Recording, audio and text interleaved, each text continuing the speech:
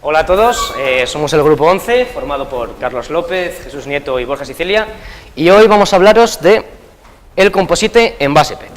Entonces, al principio haré una pequeña introducción y os contaré la hipótesis de trabajo, después hablaremos sobre el proceso de creación de nuestro material, para seguir después con el estudio que hemos realizado y los resultados que hemos obtenido, y por último con las conclusiones que hemos obtenido a partir de estos resultados.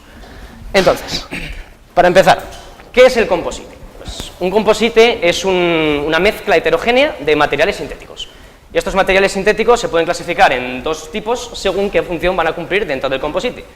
Tenemos primero los materiales de refuerzo, que son aquellos que hacen rigidez y dan forma a lo que va a ser el composite final, y después tenemos los materiales de cohesión, que también se van a llamar matriz, que son los que recubren estas primeras fibras que vamos a tener para protegerlos de las inconveniencias del tiempo y para asegurarse de que se mantienen en su sitio.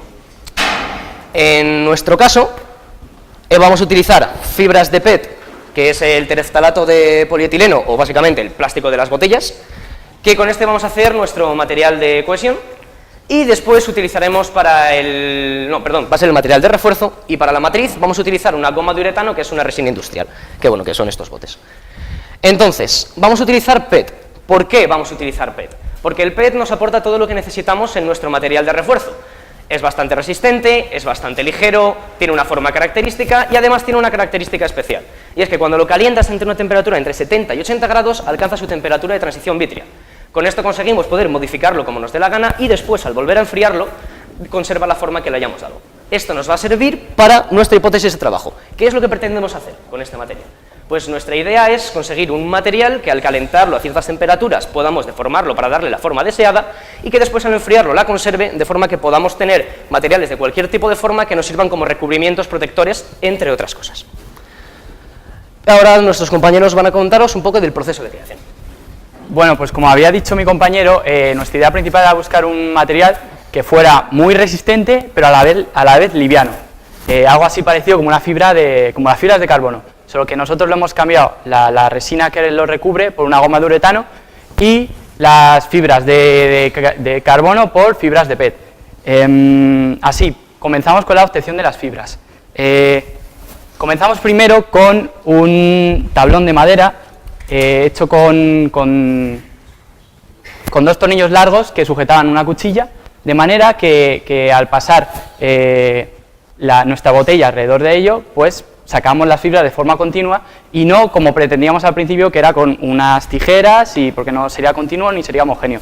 ¿Qué pasa? Que la sujeción con arandelas no era suficiente, de manera que cambiamos a un perfil de aluminio al que le hicimos diferentes secciones con una sierra de mano, de manera que teníamos ya las fibras, las podíamos sacar de forma más homogénea y eran mucho más iguales.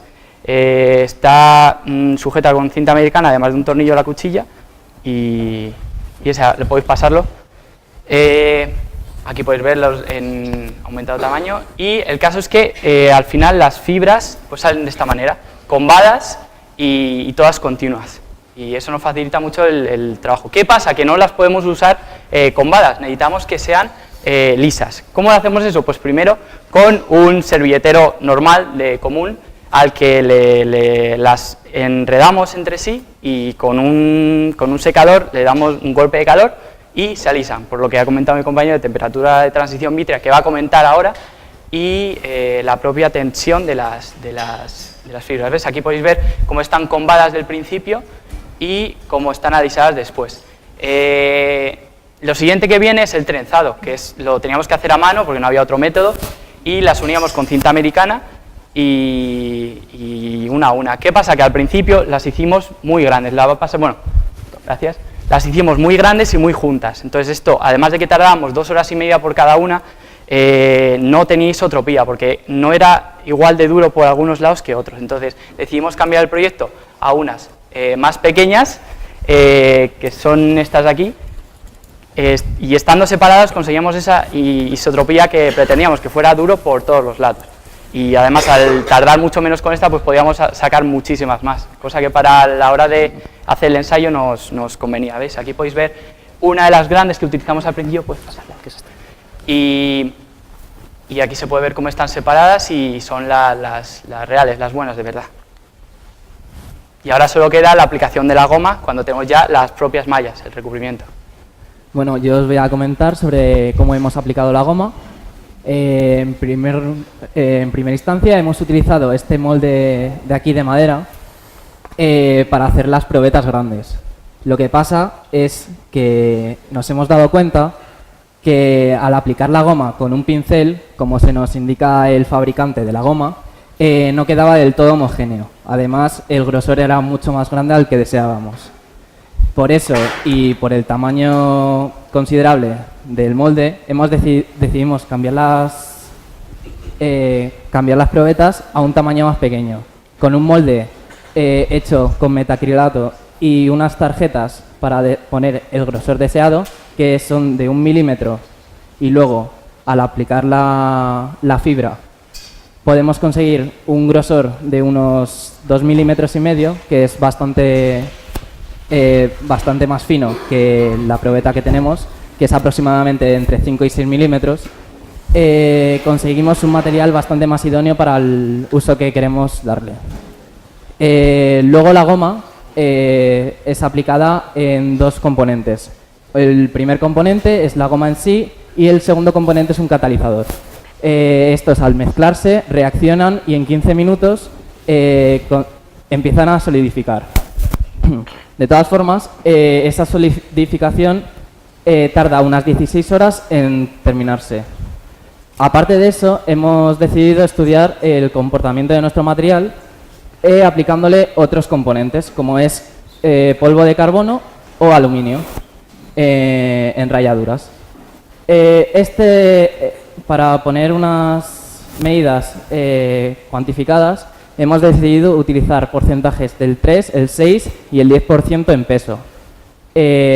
Así hemos conseguido unas probetas, pues bueno, tanto hemos conseguido probetas normales, es decir, sin ningún componente, como probetas con carbono en distintas proporciones y aluminio. Cabe destacar que una de las de aluminio no hemos podido, se ha realizado mal porque se ha utilizado más catalizador del conveniente y no ha podido solidificar.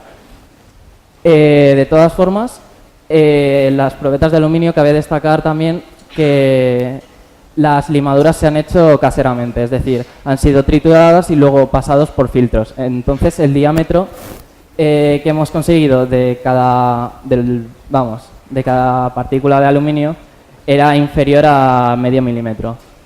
Aún así, no era suficiente para que sea una mezcla homogénea como ha sido con el polvo de carbono. Luego el secado final de las probetas más o menos han quedado así. Esta de aquí es con 10% de carbono, que creo que ha sido la probeta que mejores resultados nos ha dado. De todas formas, el tiempo de secado varía dependiendo de la cantidad de componente que hemos utilizado y del tipo de componente. Así como las probetas normales han tardado 16 horas, estas han llegado a tardar entre 18 y 20 y las de aluminio unas 48 horas. Suponemos que es porque ha reaccionado con el catalizador. En las de carbono, con unas hipótesis que comentaremos más tarde, supondremos que es porque han creado más enlaces de carbono entre las cadenas poliméricas, y el aluminio suponemos que es porque ha interferido en la reacción catalítica retrasándola. Y os dejo con mi compañero que os explicará cómo hemos realizado el ensayo de tracción. Muy bien, pues lo que más nos importaba saber era cuánto aguantaba en caso de estar siendo tensionado este material, y lo que hemos realizado es un ensayo de tracción casero con esta máquina de aquí. Básicamente es un gato mecánico de los del coche al cual tiene adheridas un par de pinzas para poder enganchar la muestra en el medio. Entonces, mediante una fórmula que te relaciona el número de vueltas con la fuerza que está realizando el tornillo, sabemos en qué punto empieza a rajar, marcamos el número de vueltas, y en qué punto se destroza por completo la probeta y marcamos el número de vueltas, y después lo podemos llegar a convertir a la fuerza que se está ejerciendo. Como podéis ver aquí, pues se da más vueltas, se empieza a estirar. Estas probetas las hemos estado ensayando en la dirección longitudinal de las fibras, porque en caso de hacerlo en diagonal era la dirección que menos resistencia tenía y considerábamos que no iba a ser lo bastante buena la prueba porque partiría demasiado rápido. De todas formas, en ninguna prueba hemos logrado romper la fibra como tal. Lo que hemos conseguido es que la matriz que la estaba recubriendo se rajara y despedazara el trenzado, pero la fibra de PET como tal no hemos conseguido romperla en ningún sitio. Entonces hemos realizado ensayos con las 7 probetas que hemos tenido y dentro de poco vamos a ver un gráfico en el cual vamos a ver la relación que hemos tenido con estos diferentes ensayos. Y bueno, también comentar que como lo que nos interesaba era el tema de la curvatura, hemos hecho un gráfico según la curvatura que íbamos pudiendo obtener, según qué probeta era, cuánta curvatura hemos logrado darle después de un tiempo dándole esa curvatura, aplicando calor en esa zona y viendo qué curvatura conservaba después de aplicar el calor. ¿Tú seguías tú explicando? Sí. Bueno, como ha introducido mi compañero, hemos realizado este experimento en el que hemos aplicado calor con un secador a cada una de las probetas y cada probeta la hemos doblado en forma de L. De tal manera, al aplicar 30 segundos el calor, después de retirarlo, hemos medido el ángulo que formaba con la horizontal.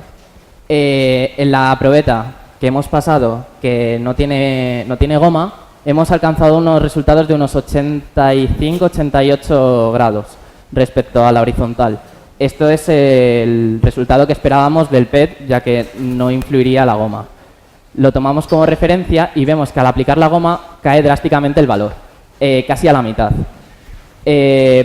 No solo eso, sino que al aplicar carbono y luego aquí con aluminio también lo hemos representado dando notación a que no solo es el carbono el que afecta en esta propiedad, sino también otros elementos, pero es el carbono sobre todo el que nos queremos centrar porque es donde más más resultados interesantes hemos tenido en nuestro experimento. El grado de curvatura desciende drásticamente con los porcentajes de carbono, pero también esto es aplicado solo a 30 segundos. Pensamos que si el ensayo se realiza durante más tiempo, es decir, si aplicamos esa misma cantidad de calor durante una cantidad de tiempo más prolongada, conseguiríamos resultados similares a los de la fibra de PET. Pues a raíz de leer muchísimos ensayos acerca de la utilización de partículas de carbono como método para endurecer un material, pues nos surgió la idea de que podíamos probar a ver si podía ser cierto en nuestro experimento, en la goma de uretano. Así que machacando minas de grafito decidimos ponerla, como ha explicado mi compañero, en la goma de uretano. Y descubrimos que en función del porcentaje de masa aumentaba la dureza, a nivel de que incluso llegaba a triplicar, bueno, más bien llegaba a hacer llegaba a triplicar la dureza del material en composición del principio del todo, llegando a ser incluso en el de 10, en porcentaje de masa de 10%, era muchísimo mayor al de que sin grafito. O sea, nos resultó muy interesante esta aplicación del carbono. Sí, se me saca la gráfica. Vale. Como vemos, la resistencia aumenta considerablemente al añadir distintos materiales a lo que es la goma. En esta gráfica se ve muy bien que hay una línea entre la rotura de la goma y la rotura del material, que son las dos paralelas. Esto nos hace referencia a que es la goma, al añadirse los distintos materiales, la que cambia las propiedades mecánicas del todo el material. Y el refuerzo, que es el PET, simplemente mantiene sus propiedades. Cabe destacar también que no hemos obtenido los resultados que esperábamos del aluminio, que son bastante inferiores a los que esperábamos, casi iguales que una probeta normal, simplemente que la goma rompía un poco más tarde. Entonces, para concluir todo el trabajo, nuestra hipótesis era conseguir un material que pudiera deformarse, conservar esa forma y después trabajar con él. ¿Qué problema teníamos en casos de altas cantidades de carbono? Que la resistencia es tan alta que no conseguíamos deformarlo lo suficiente para que fuera trabajable con él. ¿Qué problema había de cuando era una cantidad normal? Que se formaba tanto que no llegaba a quedarse rígido después de enfriarse y por lo tanto pues no cumplía con su función. Entonces lo que consideramos que es la cantidad idónea para realizar nuestro material sería una cantidad media que ronda entre el 6% de porcentaje en carbono. Además también destacar que en el ensayo con aluminio intentamos ver si tenía algún tipo de conductividad eléctrica y no la tiene. Y bueno, con esto hemos terminado, gracias por su atención y si tienen alguna pregunta.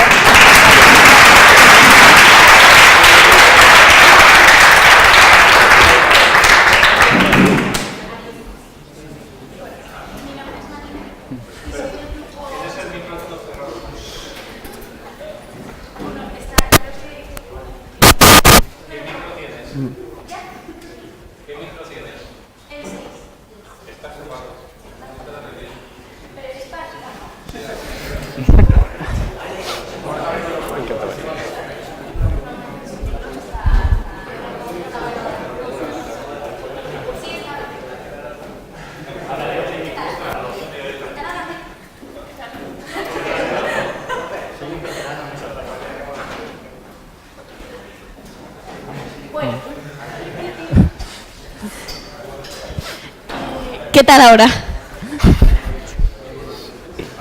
¿Ahora bien? Vale, bueno, pues mi nombre es Marina Gómez del Grupo 8 y tenía la pregunta de las aplicaciones para el futuro que tenéis, que le podéis dar al material. Bueno, como ha introducido antes mi compañero, la principal aplicación que queríamos darle era de recubrimiento.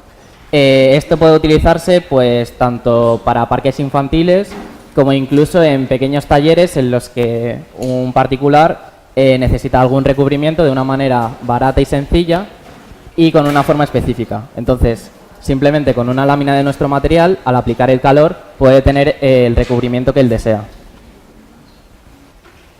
Y como tiene buena resistencia a impacto, que es bastante duro y dúctil, entonces se podría poner, por ejemplo, en otras cosas que necesitan pues resistencia a caídas o algo así. No era nuestra principal intención, pero sí, se podría utilizar para cosas de caídas. A lo mejor no tan eficientemente como otras cosas, pero cumpliría la función, sí. Si os dedicáis a cambiar aquí la frecuencia, no se recibe. Entonces, por eso no lo oíais antes. O sea, que dad solamente al botón, no a otras cosas, porque cambiáis la frecuencia. Gabriel Mellano, Grupo 2. Quería preguntar si se puede reciclar. Bueno, respecto a la reciclabilidad, nuestro material está formado por dos partes bien diferenciadas. La goma sí que es verdad que no se puede reciclar, debería de triturarse y quemarse en plantas en las que esa energía calórica se podría aprovechar.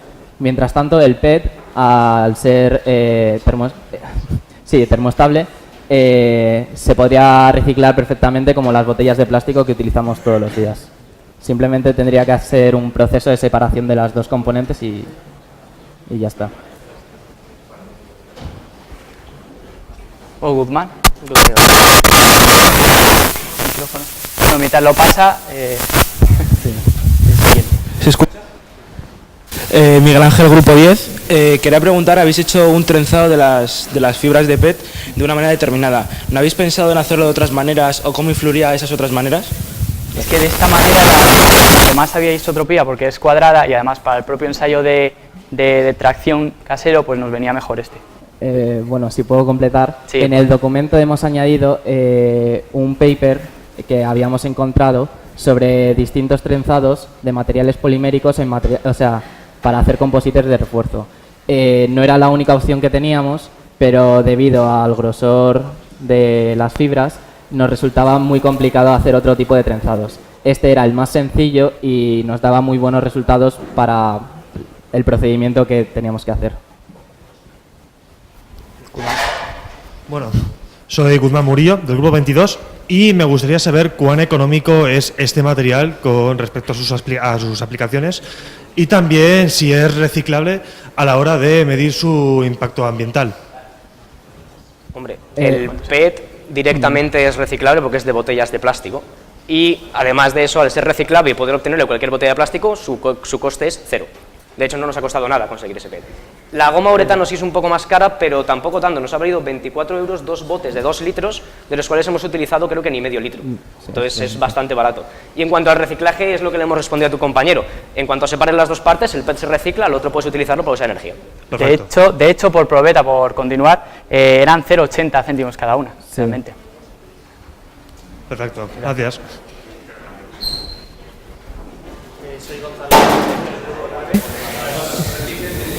Soy Gonzalo Sánchez del Grupo 9 y mi pregunta era ¿cuánto tiempo tarda en secarse?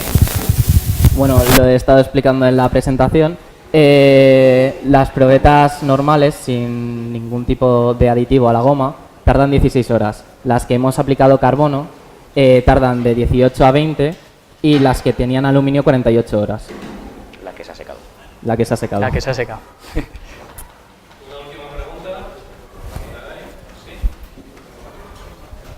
Hola, soy David, Grupo 1.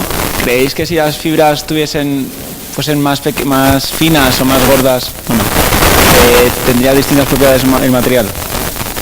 Bueno, lo único es que en caso de ser más finas podríamos meter más fibras en menos cantidad y seguramente sería más duro el material a la hora de después darle la forma.